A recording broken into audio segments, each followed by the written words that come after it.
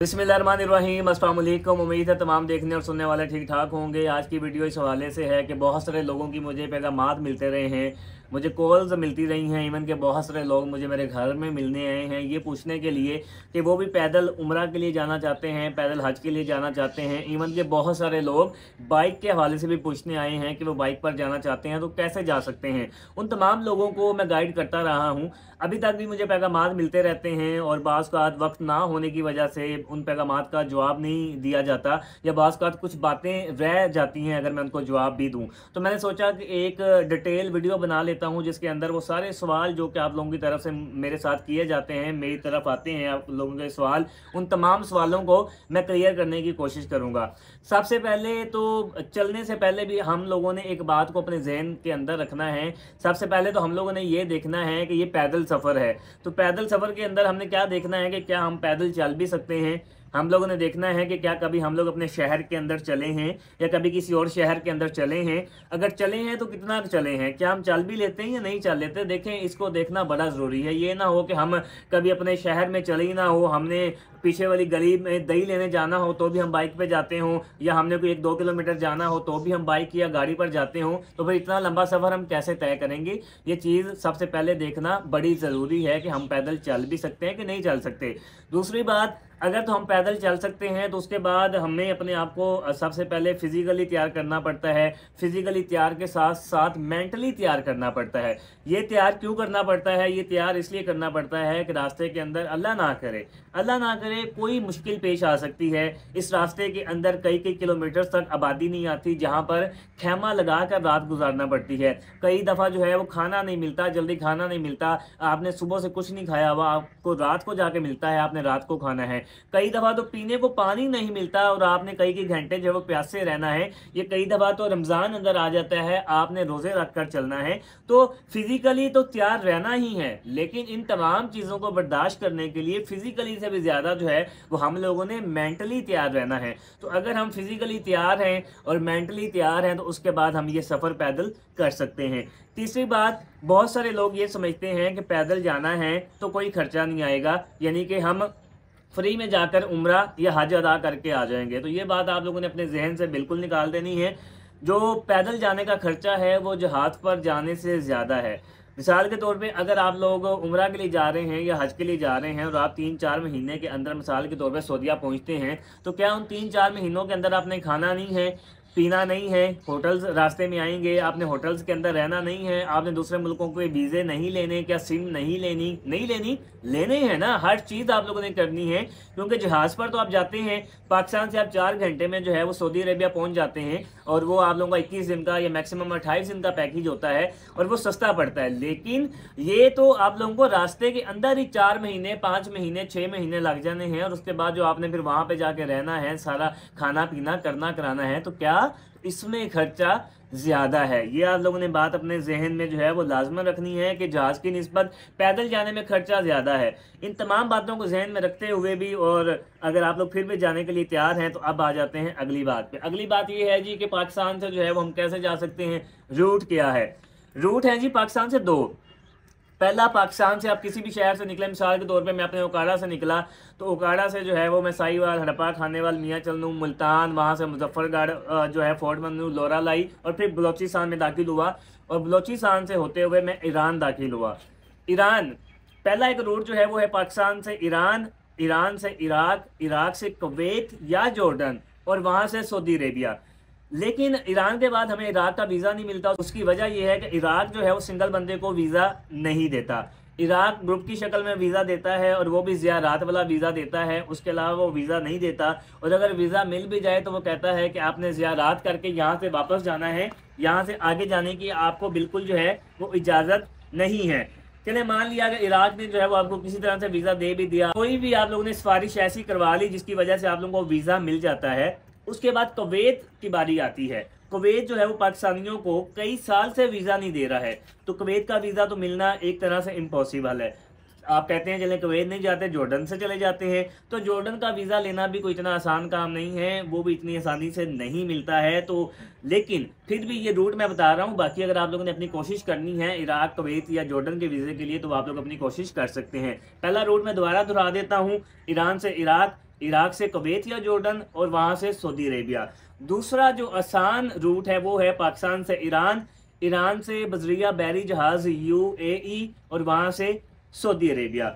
अच्छा, अब इससे पहले बात कर लेते हैं, एक तो मैंने रूट बता दिया, इसके अलावा बात करते हैं पैसों की, कि पैसे जो है वो आप लोगों ने अपने पास कैसे रखने हैं। पैसे डेफिनेटली आप लोगों ने पास जो है वो कुछ कैश रखना है, और बाकी आप लोगों ने पास अपने ATM कार्ड रखना है। ATM कार्ड जो है वो हमारा पाकिस्तान का ATM कार्ड पाकिस्तान के अंदर चलेगा, उसके अलावा ईरान के अंदर जाकर जो है वो हमारा ATM कार्ड बिल्कुल भी काम नहीं करेगा। हमें बताया गया था ईरान के अंदर ATM कार्ड काम करेगा, हमें बताया गया था, हमने कहा चलें ठीक है। वहां जाके जब ATM कार्ड चलाया तो पता चला जी ये ATM कार्ड तो यहाँ पे काम ही नहीं करता, अब क्या करें।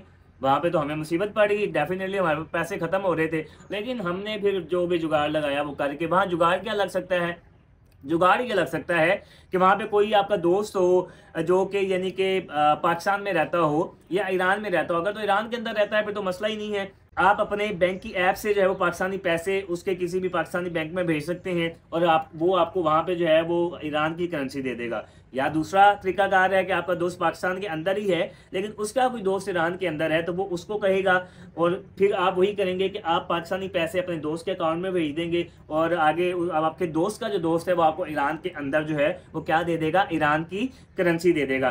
पाकिस्तान से जो है वो आप करेंसी ईरान में नहीं मंगवा सकते हैं, इवन कि आप UAE के अलावा ईरान के अंदर कहीं से भी करेंसी जो है वो नहीं मंगवा सकते हैं। इसके अलावा पहले ऑप्शन मैंने आपको बताया कि आप यानी कि किसी को पैसे भेज के पाकिस्तानी अपने दोस्त को ईरान के अंदर करेंसी ले सकते हैं वहीं के किसी बंदे से, या आप UAE से जो है वो करेंसी आप ईरान के अंदर मंगवा सकते हैं। उसके अलावा जो है वो आप करेंसी नहीं मंगवा सकते, और वो करेंसी भी जो है वो एक्सचेंज सेंटर पर आएगी, जो मनी एक्सचेंज होते हैं वहाँ पर आएगी, आपको वहाँ से जाकर लेनी पड़ेगी। उसके अलावा फिर आप UAE जाएंगे तो वहाँ पे मेरा ख्याल है कि हमारा ATM कार्ड चल जाता है, और मे भी सऊदी अरेबिया के अंदर भी चल जाए, लेकिन आप लोगों ने कैश अपने पास रखना है। अब आप लोगों ने कैश रखना कौन सा है, पाकिस्तान के अंदर हमारा कैश चलेगा, ईरान के अंदर ईरानी कैश चलेगा, वो होता है तुमन के अंदर, UAE के अंदर दरम चलेगा, और सऊदी अरेबिया के अंदर रियाल चलेगा। और जो दरम और रियाल है उसका जो रेट है हमारे पाकिस्तानी वो तकरीबन सेम ही है, एक आधे रुपये का जो है वो फ़र्क है। तो आप कोशिश करें कि अपने पास जो है वो आप मैक्सिमम जो है वो डॉलर्स रखें, उसके अलावा कुछ ईरान की करेंसी रखें, और थोड़े बहुत जो है वो आप अपने पास दरम भी रखें, और थोड़े बहुत जो है वो आप अपने पास रियाल भी रखें। और ईरान की करेंसी इतनी डाउन है कि अगर आप पाकिस्तान से 20,000 रुपये चेंज करवाते हैं तो वो आपको लाखों में मिल जाएगी, और आप कहेंगे कि ये क्या हो गया। तो परेशान नहीं होना, वो आप लोगों ने अपने साथ रखनी है, लेकिन उसका तरीकाकार ये है, बल्कि कोई भी पैसे हो तो उसका तरीकाकार ये है जो कि हम लोगों ने नहीं अपनाया, लेकिन वो कहते हैं ना कि ठोकर खाने से जो है वो इंसान को पता चलता है, और उसके बाद फिर वो दूसरे इंसानों को अच्छे से गाइड कर सकता है। तो जब कभी भी आपके पास कैश हो आप कोशिश करें कि उसको 2-3 जगहों पर रखें, यानी कि कुछ पैसे इस जेब में रख लिए, कुछ इस जेब में रख लिए, कोई 1-2 बैग हैं तो थोड़े उस बैग में रख दिए, थोड़े उस बैग में रख दिए। अल्लाह ना करे कि कोई आपके बैग गिरता है या कोई जेब अल्लाह ना करे काट लेता है तो आपके सारे पैसे ना जाएं, थोड़े ही पैसे जाएं, बाकी आपके पैसे बच जाएं। अच्छा जी, इसके अलावा बाकी कोशिश करें कि आप डॉलर्स जो हैं वो अपने पास ज़्यादा रखें, क्योंकि डॉलर आपको पता है कि अभी हमारा जो रेट है आपको पता है क्या चल रहा है, तो डॉलर हम अपने पैसे ज़्यादा देंगे तो डॉलर हमें कम मिलेंगे। ईरान के अंदर डॉलर्स जो है वो बड़ी हंसी खुशी ले लेते हैं, बाकी कंट्रीज में भी डॉलर आपको पता है कि इंटरनेशनल और सबसे स्ट्रॉन्ग जो है वो करेंसी है, सबसे ज़्यादा स्ट्रॉन्ग तो नहीं है लेकिन उससे ऊपर भी स्ट्रॉन्ग करेंसी है, क्योंकि मुझे पता है यहाँ पे सुनने वाले बड़े तेज बैठे हैं, उन्होंने कहना कि सबसे ज़्यादा स्ट्रॉन्ग कहाँ पे आ गई, लेकिन उससे ज़्यादा भी करेंसी स्ट्रॉन्ग है, लेकिन ये है कि वो आपको पता है कि बड़ी हैवी किस्म की करेंसी कंसिडर की जाती है। तो डॉलर्स जो है वो आप अपने पास लाजमी रखें, ताकि जहाँ पर भी आपको मुश्किल पेश आए आप करेंसी की सूरत में डॉलर्स को जो है वो इस्तेमाल कर लें। अच्छा जी, अब तो ये होगी करेंसी की बात, पहले रूट बता दिया, अब करेंसी का भी मैंने आपको बता दिया कि आप लोगों ने कैसे अपने पास जो है वो रखनी है। अब बात करते हैं कि पाकिस्तान में बलोचिस्तान जब आप सारा एरिया कवर कर लेंगे तो उसके बाद पहला बॉर्डर आएगा तफ्तान बॉर्डर, जो कि पाकिस्तान का और ईरान का बॉर्डर है, उसको कहते हैं तफ्तान बॉर्डर। वहाँ से आप दाखिल होंगे, ईरान में आप दाखिल हो जाएंगे, आपको कोई मसला नहीं होगा। आप कहेंगे कि आए हाय किस मुल्क में आगे हैं, सफाई आपको इतनी ज़्यादा मिलेगी, लोग आपको बड़े कोऑपरेटिव मिलेंगे, पुलिस आपको बड़ी कम नज़र आएगी, बैंक्स के बाहर आपको सिक्योरिटी गार्ड नज़र ही नहीं आएगा। आप कहेंगे क्या बात है, करेंसीज की इतनी डाउन है लेकिन क्या डेवलपमेंट कंट्री है, मज़ा आएगा आपको ईरान के अंदर सफ़र करने में। लेकिन जब आप बलोचिस्तान से गुजर के जाएंगे, जब आप बलोचिस्तान के अंदर होंगे तो आप कहेंगे कि इतने इतने किलोमीटर्स की आबादी नहीं आ रही, लेकिन उसके बाद जब आप ईरान में दाखिल होंगे तो आप कहेंगे कि ईरान ने बलोचिस्तान को भी पीछे छोड़ दिया है, क्योंकि बलोचिस्तान के अंदर तो मैक्सिमम 50-60 किलोमीटर तक आबादी नहीं आती, लेकिन ईरान के अंदर 200 किलोमीटर तक भी कोई आबादी नहीं आती। तो फिर क्या करना है आप लोगों ने, वहाँ पर हमें खेमा लगाकर भी रात गुजारना पड़ती है और खाने पीने की चीज़ें भी साथ उठाकर चलना पड़ती हैं और बाज़ का भूखा भी रहना पड़ता है, प्यासा भी रहना पड़ता है। और यही वो चीज़ है जो कि मैंने सबसे पहले बताई है कि आपने फिजिकली तो तैयार करना ही है अपने आप को, लेकिन अपने आप को मेंटली भी तैयार करना है। लेकिन कोई मसला नहीं, और कोशिश करें कि अकेले सफ़र ना करें। अगर आपके साथ कोई तैयार हो जाए, 2-3-4 लोग हो जाएं तो ज़्यादा ईजी रहेगा, आसानी के साथ जाएंगे। रास्ते में बड़ी हेल्प आउट होती रहती है, अल्लाह ना करे तबीयत ख़राब हो जाती है, कुछ भी हो जाता है तो बड़ा आसरा रहता है। अकेला बंदा अकेला होता है, 2-11 होते हैं, 3-22 होते हैं, 4-34 होते हैं। ये मैंने अपने से मिसाल दी है, सीरियस नहीं लेना। तो कोशिश करें कि ज़्यादा लोग जाएं ताकि आप लोगों को आसानी रहे। ईरान के अंदर दाखिल हो जाएंगे, अपना सफ़र करते जाएंगे।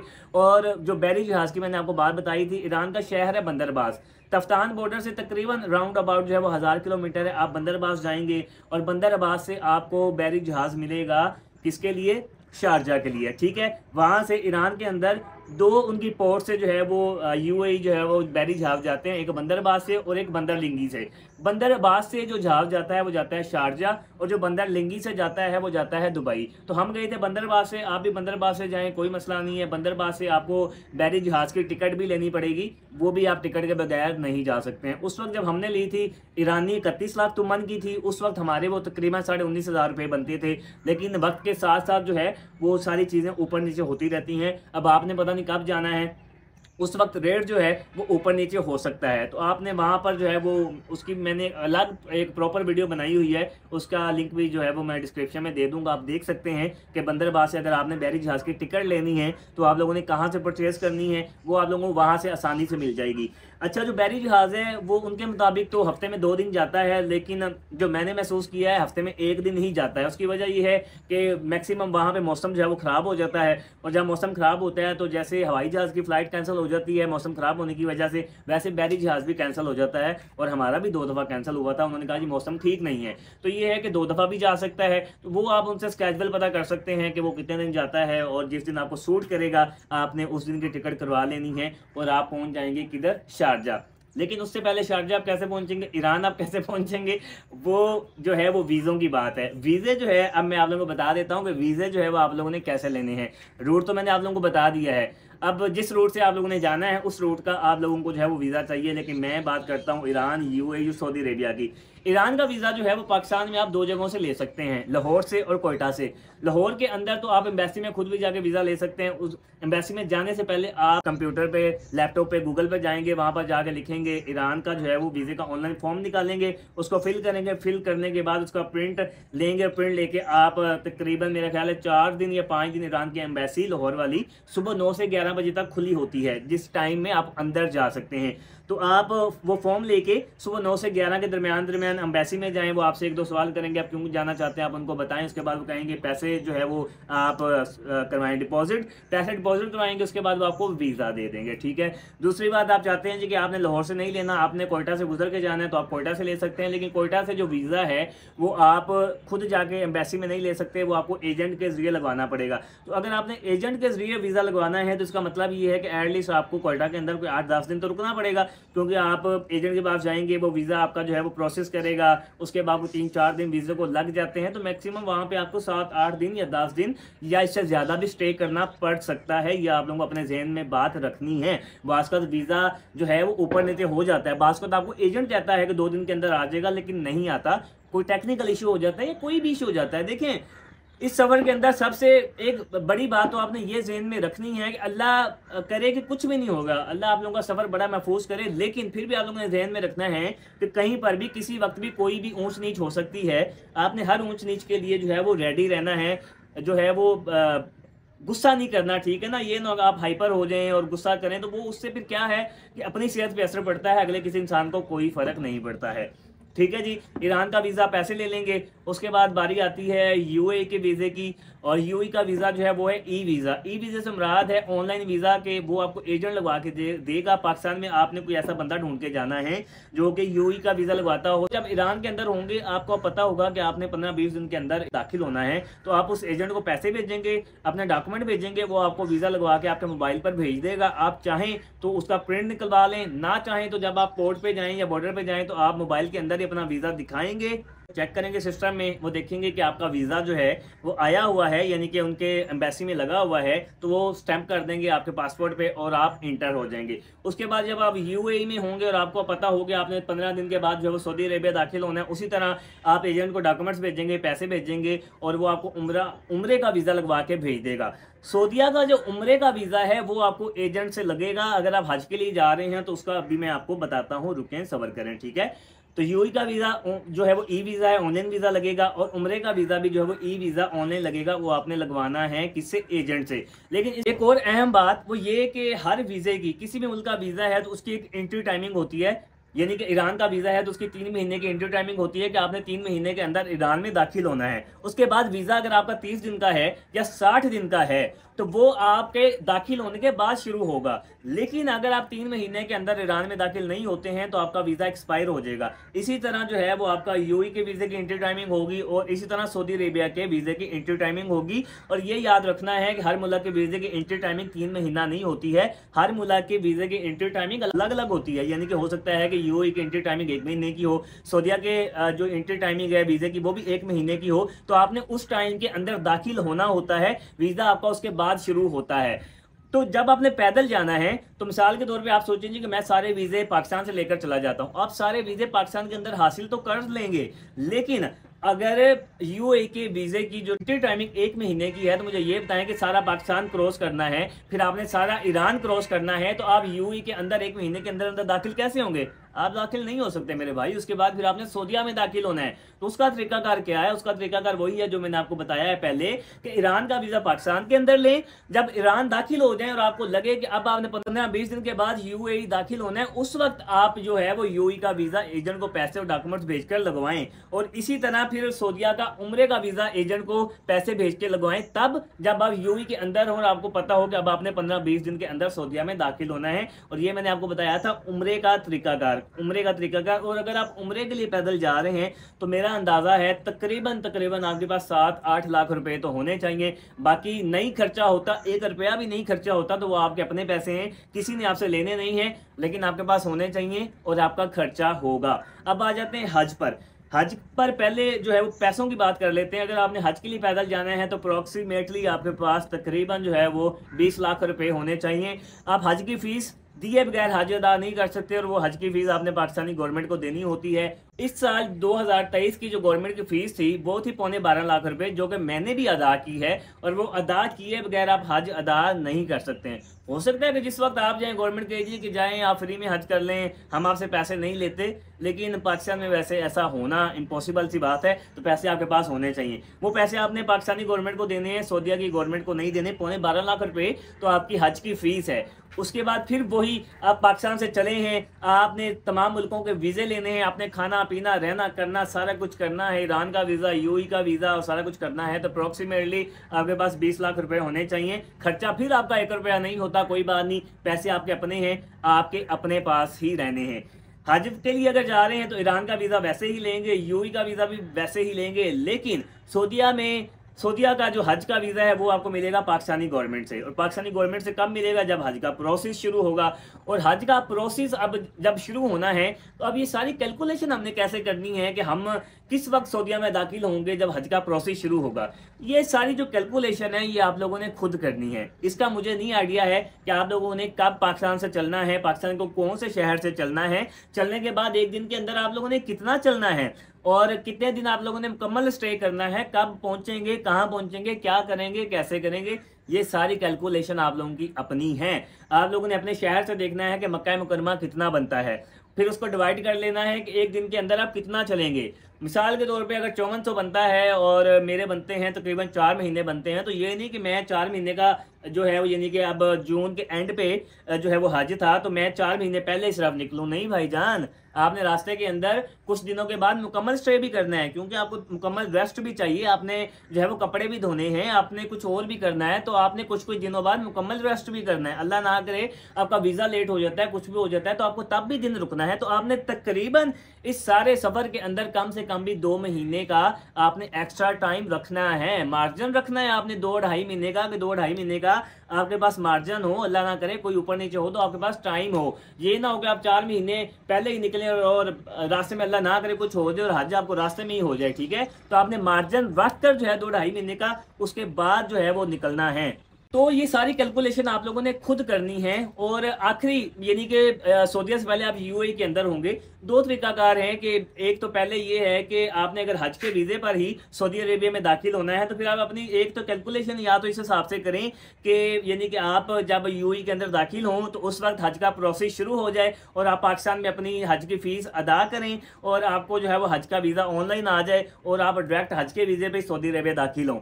लेकिन अगर मिसाल के तौर पर आप यूएई जो है वो काफ़ी पहले पहुंच जाते हैं, कोई महीना 1.5-2 महीने पहले पहुंच जाते हैं और अभी हज का प्रोसेस शुरू होने में कोई 2 महीने रहते हैं, तो फिर इतनी देर तो आप यूएई के अंदर नहीं बैठ सकते। फिर एक तरीकाकार ये है कि आप पहले उम्रे का वीज़ा ले लें, 3 महीने का उम्रे का वीज़ा लें और सऊदी अरेबिया दाखिल हो जाएं। उसके बाद जब हज का प्रोसेस शुरू हो तो आप पीछे पाकिस्तान में हज की फ़ीस अदा करें, आपको हज का वीज़ा आएगा ऑनलाइन और उसके बाद आपको उम्रे के वीज़े से एग्जिट होना पड़ेगा। आपने ये लाजमी याद रखना है कि उम्रा के वीज़े पर आप हज अदा नहीं कर सकते, आपको एग्जिट होना ही होना है। आपने ये देखना है कि आप कौन से शहर में, मिसाल के तौर पे आप मक्का मुकरमा में हैं या मदीना मुनव्वरा में हैं, तो आपने ये देखना है कि आपको करीबी बॉर्डर कौन सा लगता है। तो आपको जौन सा भी करीबी बॉर्डर लगता है आपने उस बॉर्डर पर जाना है, वहां पर जाकर आपने उम्रा के वीज़ा से एग्जिट होना है और दोबारा हज के वीज़ा पर दाखिल हो जाना है और उसके बाद आप अपना हज करेंगे, माशाल्लाह बड़े सुकून के साथ हज करेंगे और फिर क्या होगा, फिर आप लोग आ जाएंगे वापस, ठीक है। पैदल के हवाले से मैंने रूट भी बता दिया, मैंने वीज़ों का भी बता दिया, मैंने करेंसी के हवाले से भी बता दिया, मैंने कैसे दाखिल होना है वो भी बता दिया। कैलकुलेशन मैंने कहा है कि वो आप लोगों ने खुद करनी है, उसका मुझे कोई आइडिया नहीं है।